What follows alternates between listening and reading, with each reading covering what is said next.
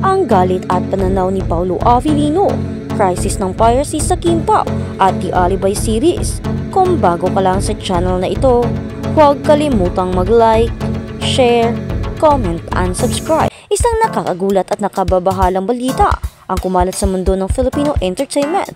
Ang pangunahing producer, isa sa mga utak at isa sa mga pinakaaktibong tagapangalaga ng critically acclaimed na Kimpao at The Alibay series, si Pao ay lubusan ng nawala ng gana. Ang sangi isang matinding dagok at kawalang galang mula sa malalang issue. Hindi nalingid sa kaalaman, hindi lamang ito simpleng pagkadismaya, ito ay isang malalim at personal na pagkabigo na nag-ugat sa pagiging hands-on ni Pao sa proyekto. Ayon sa mga chika at kompormasyon, si Pao ay hindi lamang isang artista o pangalan, isa siyang vital na bahagi ng produksyon.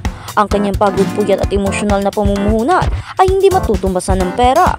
Kaya naman ang pagkalat ng episode sa Prime na dapat ay may bayad at eksklusibo ay tinuring niyang kawalang galang sa kanyang sining at propesyon.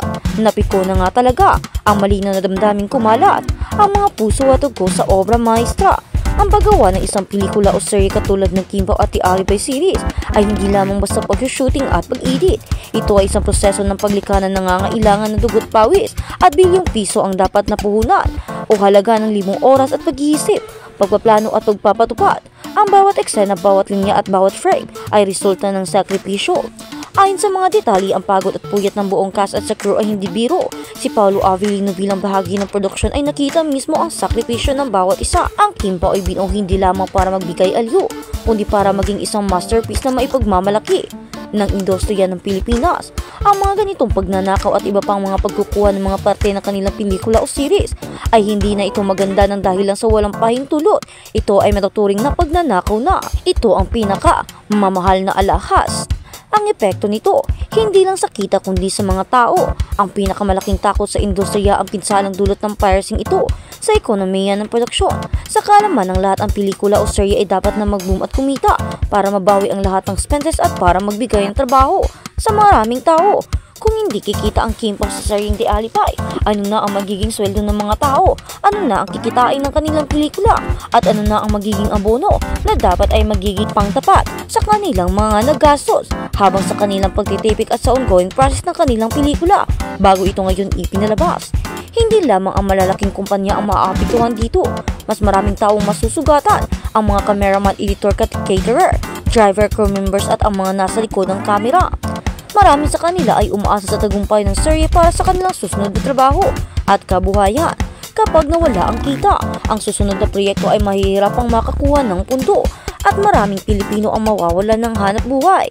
Ang galit ni Paolo Avellino ay kumakatawan sa galit at takot ng libu-libong taong umaasa sa industriya.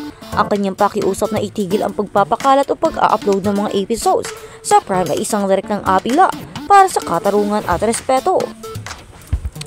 Ang paglabas nito sa publiko upang magsalita ang tungkol sa kawalang gana, Paolo Avellino ay nagpakita ng kabuluhan o kalubhaan ng sitwasyon. Ito ay nagpapatunay na ang isyu ay hindi na maitatago at kailangan na ng seryosong aksyon. Mula sa mga komento ng publiko, marami ang sumuporta kay Paolo. Sabi nga nila, may karapatan naman si Pao na magdiman at normal na maggalit. Kahit sino ay makakaramdam ng pagkainis o pikon kung ang pinaghirapan ay ikakalat ng walang bayad at walang respeto. Iba sana kung ito ay mga larawan o mga trailer lamang para maingganyo ang iba na manood. Pero ang in-upload lahat ng series ay ibang usapan na at isang malinaw na paglabag. Ang issue ay hindi lamang tungkol sa pera, ito ay tungkol sa respeto at proseso ng sining, ang kinabukasan ng Kimpao at ang pakiusap sa madla. Sa gitna ng krisis na ito, ang bumubuo ng The Alibay series ay patuloy na nagtatrabaho. Tuloy-tuloy itong gumaganda, subalit ang panganib na masira ang kahit sino man ang kanilang gawa ay nagiging mas malaki. Ang mensahe ay malinaw at dapat direkta. Dapat manood o dapat sa Prime Video manood at mag-subscribe. Ito ang tanging paraan para ipakita natin ang ating suporta. Ipakita natin ang hindi lang tayo isang mga tao walang galang at walang respeto. Dahil ang bawat subscription at bawat legal na pagtingin ay isang boto ng tiwala at respeto na nagsasabing pinapahalaga namin ang inyong sining, aming sinusuportahan ang inyong pagod. Ang mahalaga sa management ng Kimpao at sa buong industriya ay sana maayos pa ito. Muling pakiusap, respetuhin ang Kimpao, respetuhin ang Pilipinong artista at producer, huwag gayaang mawala ng gana ang mga taong nagbibigay kulay at entertainment sa industriya. Kaya naman sa mga bashers at walang pasubali, mga taong walang pakialam, walang respeto at parang walang alam, mga taong walang knowledge o walang pinag-aralan, itigil nyo na ang pagnanakaw dahil hindi yan maganda at parang sinisiraan nyo na rin ang kinabukasan ng mga artista at hindi lang yan, pati na ang mga taong nagtatrabaho at naghihirap para sa kanilang kinabukasan at para sa kanilang ikinabubuhay. Kaya sigaw ng lahat, itigil na ang pagnanakaw. At sa kabilang banda, para kay Paolo Avellino, kailangan ang lahat para maging maayos. Kailangan maging maayos ang lahat. Kailangan nilang maging maganda. Kailangan nilang guminhawa. Kailangan itigil ang mga ganito dahil hindi na ito maganda. Hindi maganda ang mga pagnanakaw at hindi rin maganda na gagawa nilang isyo ang mga taong ganito. Hindi na rin maganda ang kanilang ginagawa kaya't ang sabi ni Paolo Avellino, kung hindi rin ito matitigil ang mga isyong ito, ay sila na lang ni Kim Chiu ang titigil. Sila na titigil sa pagiging mag-artista. At hindi na lang sila gagawa ng mga pelikula na ganito. Mas maganda na siguro yung solo at mga endorsement at advertisement na lang kanilang tatanggapin. Hindi na ang ganitong mga pelikula o mga series dahil wala na rin naman silang kikitain, mas magandang itigil na rin. Hindi na rin daw maganda ang mga natatanggap nilang mga pagbabanta, lalo na kay Kim. At kung ang mga sinasabi nila ay para ito sa mga fans, parang hindi na rin kailangan dahil may ibang mga fans na walang respeto at hindi sila iginagalang. Ilang beses nilang sinasabi na ang pagkakalat ng kanilang mga series na hindi pa sinasabi at hindi dapat ginagawa ay illegal. Hindi ito karapat dapat na gawin at dapat sanang sundin ang kanilang mga aktibidad, ang kanilang mga rules at mga privacy na dapat ay ibigay. Pero hindi na ito ibinibigay at hindi na sila ginagalang ng kanilang mga fans. Para sa iba, kapag ikakalat nila ang series ay paniguradong kikita sila. Kaya naman, ikinakalat nila ito nang hindi iniisip kung sino at ano ang maaapektuhan at kung sino ang mawawalan. Hindi man sila maaapektuhan, pero ang Kim Pao naman ang mawawala ng mga susunod na proyekto dahil ano pa ang kanilang kikitain kung ikakalat nila ito. Wala nang manonood sa may bayad, diba? Dahil maalam naman natin ang kulturang Pilipino ay mas mahilig sa libre kaysa sa may bayad.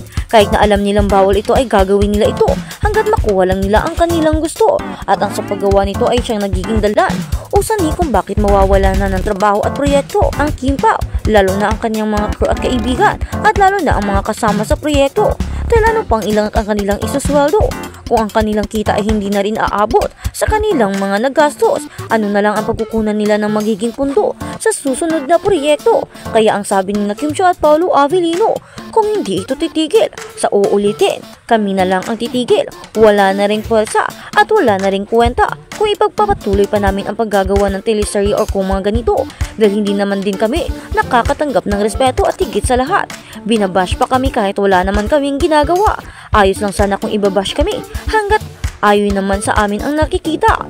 Nagiging maganda naman ang kita at nagiging maganda naman ang labas ng pelikula. Pero ang ganitong mga pagnanakaw at hindi mga gagandang gawain ay siyang nakakawalan ng gana.